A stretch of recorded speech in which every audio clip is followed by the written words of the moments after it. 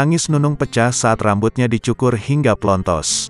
Penampilan Nunung Sri Mulat berbeda usai mencukur abis rambutnya saat menjalani kemoterapi akibat kanker payudara yang dideritanya. Ia menangis lantaran melihat helai demi helai rambutnya yang mulai rontok dampak dari kemoterapi. Akibatnya Nunung memilih untuk mencukur abis semua rambutnya. Nangis, kan rambutnya segini. Pinggang, Andre. Orang yang motong aja nangis kan dia yang megang rambutnya terus, kata Nunung di kanal YouTube Taulani TV. Dikutip Rabu, tanggal 26 April tahun 2023. Bahkan sebelum mencukur abis rambutnya, sang stylist sempat menyisakan rambut dari komedian Nunung ini.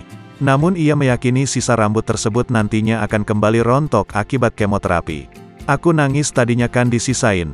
Aku bilang percuma disisain akhirnya dicukur plontos, ungkap Nunung. Diketahui komedian Tri Retno Prayudati atau Nunung mencukur abis rambutnya akibat kanker payudara. Keputusan untuk mencukur abis rambutnya lantaran ia harus menjalani kemoterapi kanker payudara. Kini Nunung tampil botak.